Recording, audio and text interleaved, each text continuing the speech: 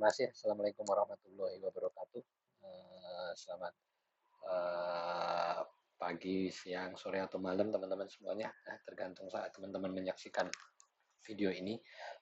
Kita lanjut ya teman-teman ya terkait dengan materi pertemuan 13 ya. Jadi kita di sini akan mengenal bentuk-bentuk badan usaha begitu ya. Oke, langsung saja ya. Jadi yang pertama, saat kita mau mendirikan perusahaan, maka ada beberapa hal yang harus kita pertimbangkan gitu ya, untuk agar kita bisa memilih nih bentuk perusahaan seperti apa, bentuk organisasi seperti apa yang cocok dengan apa yang kita mau gitu ya. Dan itu ditujukan bisa dari jenis usahanya, ruang lingkup usahanya, pihak-pihak siapa yang terlibat dalam kegiatan usaha, besarnya resiko kepemilikan gitu, kemudian batas pertanggungjawaban sesuai undang-undang terhadap utang perusahaan, besarnya investasi, cara pembagian keuntungan, jangka waktu berdirinya perusahaan, dan tentu terakhir adalah peraturan-peraturan pemerintah gitu ya. Nah, jadi kita nanti akan belajar yang pertama terkait perusahaan perseorangan, kemudian ada firma, ada CV, kemudian ada PT, perseroan terbatas, ada BUMN, ada koperasi. Kemudian setelah itu kita nanti akan belajar beberapa penggabungan kombinasi ya. Jadi tadi ada 5 ya. Ya, pertama adalah perseorangan, kemudian firma, CV, perusahaan, BUMN, koperasi 6 ya, 6 perusahaan. Nah, 6 jenis usaha atau 6 bentuk usaha. Oke, yang pertama adalah perusahaan perseorangan ya. Jadi perusahaan yang dikelola diawasi oleh satu orang ya. Jadi ya ini ada bentuknya ya hanya perseorangan, misalnya ada warung gitu ya. Nah, mereka membuat warung atau apa gitu seorang diri gitu, maka itu adalah perusahaan perseorangan ya, dan tidak ada undang-undang yang mengatur lebih banyak terkait dengan perusahaan perseorangan ini ya. Jadi bisa berdiri kapan aja gitu ya, bisa bubar kapan aja, pembagian hasilnya juga tidak ada pengaturannya, jadi terserah gitu ya. Jadi semua orang yang wira swasta sendiri mempunyai usaha sendiri, jika mereka tidak berbadan hukum maka itu sebenarnya mereka adalah perusahaan perseorangan gitu ya. Kelebihannya adalah mereka tentu mudah dibentuk, mudah diberbuarkan, bekerjanya juga sederhana, pengelolaannya sederhana, kemudian tidak ada pembagian laba karena hanya satu orang ya, ya labanya untuk kalau ada untung ya untuk dia. Tapi yang kedua ya tanggung jawabnya tidak terbatas ya. Nah, tanggung jawab terbatas ini nanti kita akan ketahuan saat kita sudah masuk, sudah mempelajari keenam-enamnya ini ya. Ini tanggung jawabnya tidak terbatas, artinya kalau ada kerugian ya dia tanggung semuanya. Ada customer komplain, minta ganti rugi ya dia harus ganti rugi sebesar yang diminta, sampai nanti harta pribadinya ya dipertaruhkan di situ ya, namanya perusahaan perseorangan ya. Kemudian ya ya karena dia hanya berusaha sendiri maka tentu perkembangannya tidak bisa langsung cepat, sumber dananya terbatas, resiko kegiatannya ditanggung sendiri. Itu perusahaan perseorangan gitu ya. Nah, yang kedua adalah firma. Nah, firma ini satu atau lebih dari dua orang, jadi bareng-bareng tuh. Jadi kalau ada warung dimiliki oleh dua orang, nah itu bentuknya firma tuh ya. Jadi kalau perseorangan satu orang, kalau firma ini lebih dari satu orang ya, dua, tiga, empat dan seterusnya gitu ya. Nah, di sini juga masih tanggung jawabnya tidak terbatas ya teman-teman ya. Jadi kalau ada ada kerugian ya ditanggung sampai harta-harta pribadi gitu ya.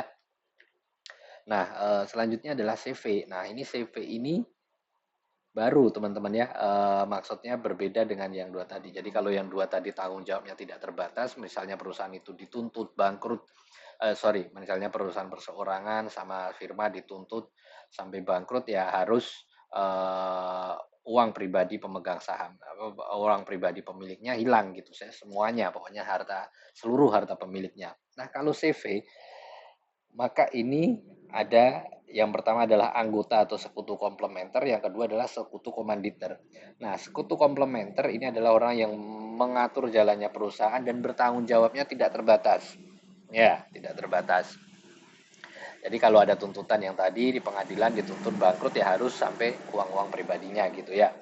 Yang kedua ada sekutu komanditer. Nah, di sini baru mulai ya, tanggung jawabnya terbatas. Ya, jadi maksudnya gimana? Jadi misalnya ada dua orang bekerja sama, Si A sekutu komplementer, injek modal 1 juta, si B sekutu komanditer, injek modal 1 juta gitu ya. Somehow perusahaan berjalan, kemudian ada tuntutan dari pelanggan, dibawa ke pengadilan dituntut bahwa CV AB harus mengganti rugi sebesar 100 juta gitu ya. Nah, maka sekutu komplementer itu harus menanggung semuanya. Jadi dia tadi meskipun hanya tanam modal 1 juta, tapi dia harus menanggung yang 100 juta itu. Ya, nah menanggung seluruhnya. Sekutu komanditer 1 juta gitu ya. Berarti sekutu komanditernya harus sekutu komanditer ini terbatas. Jadi dia hanya menanggung 1 jutanya, sekutu komplementer menanggung 99 sisanya gitu ya. Nah, ini yang membedakan. Jadi kalau CV ada peraturannya, ada agreementnya, ada perjanjiannya, si A sekutu komplementer, si B sekutu komanditer, ada tuntutan hukum, maka si B hanya kehilangan sebesar modal yang ditanamkan ya. Jadi sekutu komanditer hanya kehilangan sekedar modal yang ditanamkan, tapi kalau sekutu komplementer maka itu kehilangan semuanya ya. Sama-sama naruh 1 juta, ada tuntutan hukum 100 juta, ya sekutu komplementer harus sampai duit-duit pribadinya 99 juta, bagus untuk manditer hanya bertanggung jawab atas 1 jutanya gitu ya.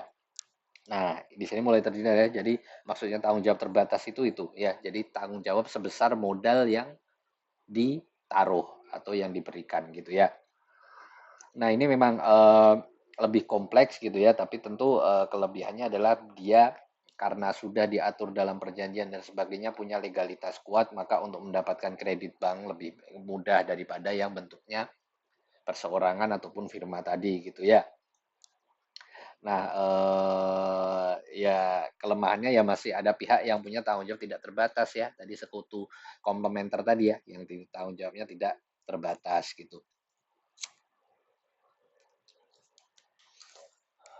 Nah, kemudian kita lanjut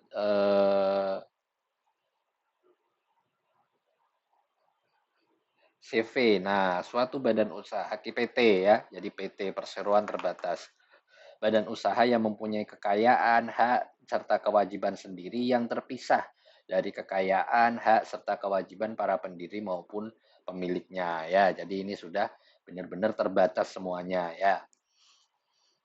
Contoh beberapa orang, 10 orang misalnya ya, tanam modal 1 juta membentuk PT, punya modal 10 juta, ada tuntutan hukum 100 juta, ya sudah. Yang hilang dari 10 orang tersebut ya hanya uang 1 jutanya ya, tidak sampai harta-harta pribadinya harus menutup yang 100 juta tadi, tidak. Karena PT ini bentuknya sudah seperti orang sendiri gitu ya, entitas tersendiri ya.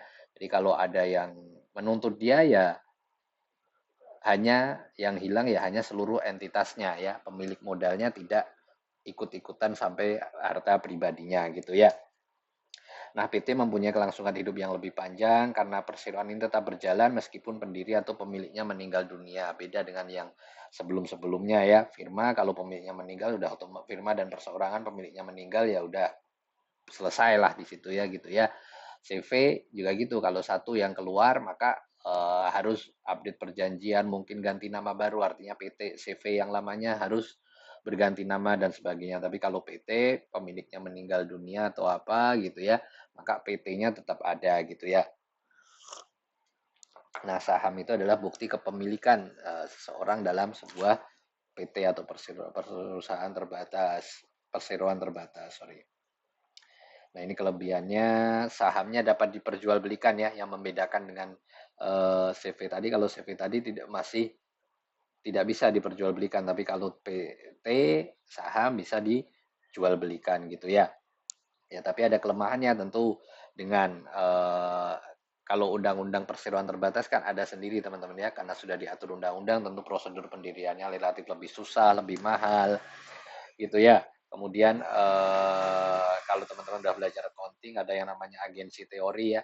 Jadi kalau karena antara entitas PT-nya dengan pemegang saham sudah terpisah, maka ketika pemegang saham tidak ikut dalam mengelola manajemen, maka bisa jadi manajemennya melakukan fraud, korupsi dan sebagainya. Itu kelemahannya gitu ya. Tapi kalau kebutuhan ekspansi lebih besar atau apa gitu, maka itu sudah paling advance di antara tiga bentuk yang lainnya gitu ya. Maka ya kalau perusahaan besar itu sudah pasti bentuknya PT gitu ya, karena mereka lebih mudah mendapatkan itu modal bank, lebih mudah mendapatkan kesempatan gitu ya, karena dijamin undang-undang. Maka beberapa peraturannya mau ikut tender pemerintah, bentuknya perusahaannya harus PT dan sebagainya gitu ya. Jadi kalau ingin berkembang besar ya harus mendirikan PT gitu ya. Kalau sini terus ya. Nah, kemudian ada BUMN, ini perusahaan yang milik negara gitu ya. Sahamnya mayoritas dimiliki oleh negara Republik Indonesia ya, bukan pemerintah ya, tapi negara Republik Indonesia. Tentu diwakili oleh pemerintah Republik Indonesia gitu ya. Mirip, ini bentuknya mirip dengan PT, cuma pemiliknya aja. Kalau PT pemiliknya ya individu-individu masyarakat Indonesia gitu ya, tapi kalau BUMN ya pemiliknya masyarakat Indonesia dan mayoritasnya adalah negara Republik Indonesia gitu ya, diwakili oleh pemerintah gitu ya. Kalau sekarang sudah ada Danantara ya, kepemilikan BUMN semuanya lewat lembaga itu gitu ya. Oke, lari ke situ terus ya. Nah, biasanya kalau misalnya yang sebelum-sebelumnya tadi pasti profit oriented atau selalu mencari keuntungan. Nah, BUMN ini karena dia adalah bagian dari negara, maka ada fungsi lain ya. Jadi tidak serta-merta mencari keuntungan, tapi juga sekaligus memberikan pelayanan publik gitu ya. KAI misalnya ya, itu secara profit and loss gitu, kalau misalnya tidak ada subsidi dari negara ya rugi gitu ya. Tapi mereka rugi karena mereka memberikan pelayanan transportasi umum gitu ya. Ya, biasanya jasa-jasa yang vital gitu ya, kayak listrik, PLN, telekomunikasi, Telkom gitu ya, kereta api gitu, biasanya adalah BUMN ya, karena itu vital gitu ya. Jadi ada fungsi servis atau pelayanan dari perusahaan itu, tidak serta-merta mencari keuntungan gitu ya. Oke, ya nanti sisanya bisa dibaca sendiri ya, saya hanya meng-highlight poin-poin yang benar-benar membedakan gitu ya. Nah, kemudian ada koperasi teman-teman ya. Tadi sudah 5 ya. Sekarang ada koperasi, adalah badan usaha yang beranggotakan orang atau berbadan hukum koperasi yang melandaskan kegiatannya berdasarkan prinsip koperasi sekaligus gerakan ekonomi rakyat yang berdasarkan atas kekeluargaan ya. Nah, ini juga diatur sendiri ya teman-teman ya, bagaimana koperasi diatur sendiri dalam undang-undang gitu ya. Nah, ada Undang-Undang Nomor 25 Tahun 92, itu adalah landasan koperasi ya. Keanggotaannya bersifat sukarela terbuka, semuanya bisa masuk ya. Kalau saham tadi ya kalau mau masuk harus beli saham kan gitu ya. Nah, kalau ini enggak, hanya mendaftar dan kemudian nanti ada iuran wajib dan iuran sukarela gitu ya. Yang nominalnya masih sangat terjangkau lah gitu.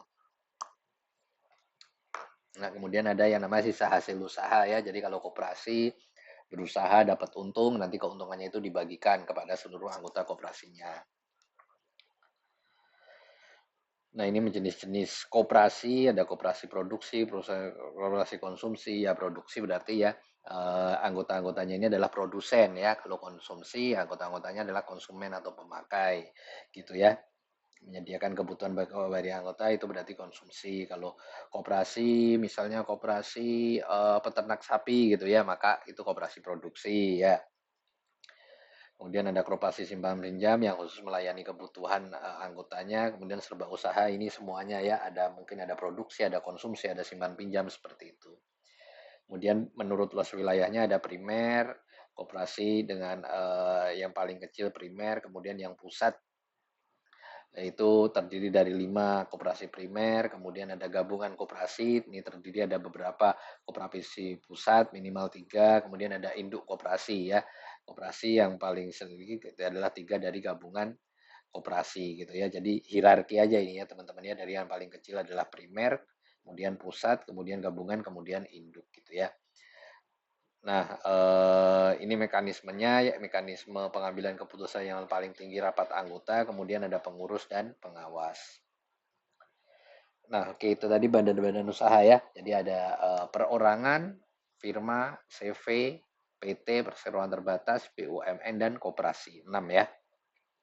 Oke, nah sekarang kita masuk ke dalam penggabungan atau kombinasi. Eh,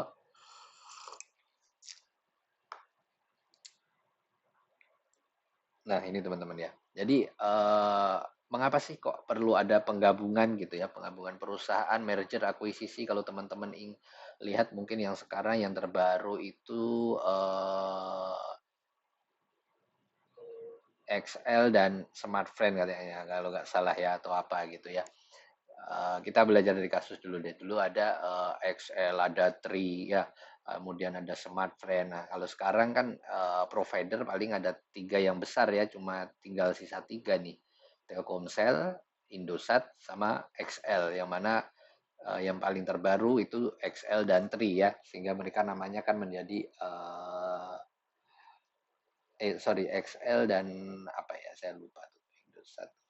Kalau Tri dia gabungnya dengan Indosat tuh. Yang lain namanya jadi Indosat Ooredoo. Ooredoo itu adalah perusahaannya Tri itu. Ya, nah, kenapa sih kok mereka merger gitu ya? Pertanyaannya ya. Nah, eh gini teman-teman ya. Jadi di masing-masing perusahaan ini kan menjalankan bisnis yang sama gitu ya. Menjalankan bisnis yang sama, bersaing ya, untuk mendapatkan customer yang banyak-banyak gitu, sebanyak-banyaknya gitu ya. Nah, saat alasan mereka merger itu tentu karena mereka perusahaan, maka tentu ingin mengoptimalkan keuntungan. Bagaimana cara mengoptimalkan keuntungan? Contoh gitu ya. Contoh, eee, karena lini usahanya sama teman-teman ya. Jadi ada beberapa sumber daya yang mereka bisa efisiensikan. Contohnya adalah sebelumnya di suatu wilayah gitu ya, kan Tri punya tower sendiri ya, kemudian Indosat punya tower sendiri gitu ya. Nah, ini kan masing-masing tower ini ada biayanya nih ya. Ada biaya perawatan dan listrik dan sebagainya. Contoh biayanya adalah eh, 100 dan 100 gitu, biaya 200. Saat mereka merger, maka mereka hanya perlu gunain satu tower. Iya nggak sih? Ya, jadi biaya 100-nya hilang. Bahkan mungkin bisa menjadi keuntungan. Towernya bisa dijual mungkin gitu ya, besinya ya atau apa menjadi keuntungan. Nah, ilustrasi gampangnya seperti itu teman-teman. Jadi mereka ingin memaksimalkan sumber daya yang ada karena lini bisnisnya sama gitu ya. Karena lini bisnisnya sama, maka sumber dayanya bisa digunakan bersama-sama. Ya, lebih hemat gitu ya. Nah, itu mengapa adanya penggabungan perusahaan. Nah, kalau di sini ada penggabungan secara hulu ke hilir ya. Eh, Contohnya itu Indomie gitu ya. Dulu Bogasari belum diakuisisi, sekarang diakuisisi jadi satu grup gitu ya. Jadi dari mulai gandumnya gitu udah di satu grup. Fungsinya apa? Fungsinya untuk memastikan supply gitu ya. Suplainya terjamin. Kalau dulu mungkin harus rebutan dengan pihak lain, tapi sekarang ya karena perusahaannya dia sendiri, suplainya terjamin dan sebagainya gitu ya. Bisa dari hulu ke hilir, dari perusahaan, distributor, konsumen gitu ya, atau misalnya bisa dari integrasi ke hulu, jadi dari perusahaan pabrik, pedagang besar, produsen bahan baku ya, arahnya bisa ke hilir, bisa ke hulu gitu ya. Itu penggabungan perusahaan itu tujuannya seperti itu ya, kombinasi atau penggabungan perusahaan. Nah, ini adalah penjelasan yang lebih tadi, mengurangi kelebihan kapasitas, menekan biaya, memperluas pasar gitu ya. Dan yang contoh Tri dan Indosat tadi ya, penggabungan horizontal. Oke, nah ini pengkonsentrasian perusahaan ya. Eh, jadi ini ada struktur perusahaan aja teman-teman ya. Jadi ada bentuknya trust itu penggabungan paket saham. Jadi paket saham PTA, paket saham PTB dijadikan satu trustee, maka muncul saham baru yang mewakili kepemilikan di PTA dan PTB. Kemudian ada holding company, jadi perusahaan induk ya, punya beberapa anak perusahaan gitu ya. Contohnya ya Telkom, dia punya Telkomsel, kemudian punya Telkom Sigma, kemudian ada apa lagi yang internet itu apa tuh, IndiHome ya, ya itu Telkom juga gitu ya. Nah, itu adalah holding company Telkomnya.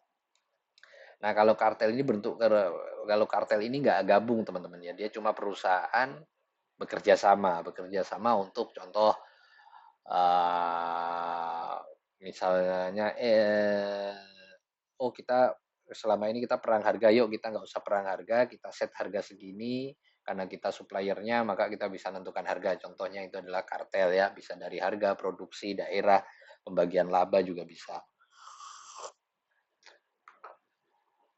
Nah ini sindikat joint venture ya sering ya, jadi beberapa perusahaan mendirikan perusahaan patungan gitu ya, tapi tetap modalnya masing-masing gitu ya. Oke, itu tadi adalah penggabungan dan peleburan perusahaan. Kemudian kita masuk ke lembaga keuangan ya. Lembaga keuangan itu secara garis besar ada dua, bank dan non bank. Kalau bank ya kita tahu lah pokoknya yang bank ada undang-undangnya sendiri menghimpun dana dari masyarakat ya, Bank Mandiri, Bank BCA dan sebagainya gitu ya. Fungsinya ya sebagai alat stabilisasi ekonomi moneter, kemudian sebagai penarik uang kartal dan uang giral dan penyalur uang dalam masyarakat gitu ya, memberikan kredit dan sebagainya gitu ya. Ada bank sentral ya, bank yang mengatur jumlah peredaran uang, BI ya, bank umum, BCA gitu ya, atau Mandiri gitu ya, kemudian bank tabungan, bank BPR, bank berkegiatan, bank campuran, BUMN, swasta, Pemda ya, bank DKI, contohnya bank pembangunan daerah itu. Ada bank asing, misalnya kita tahu ada apa Standard Charter, JP Morgan dan sebagainya. Nah, kalau selain lembaga keuangan yang selain bank, maka itu disebutnya lembaga keuangan non bank gitu ya. Jadi lembaga keuangan tapi bentuknya dia bukan bank gitu ya. Nah, contohnya apa Pak lembaga keuangan non bank? Leasing, perusahaan leasing teman-teman ya. Adira, FIF ya, itu adalah lembaga-lembaga keuangan non bank gitu ya. Oke, itu untuk penjelasan terkait dengan bentuk-bentuk badan usaha dan lembaga keuangan. Kalau ada pertanyaan nanti bisa disampaikan di WA grup ya. Saya akhiri, assalamualaikum warahmatullahi wabarakatuh.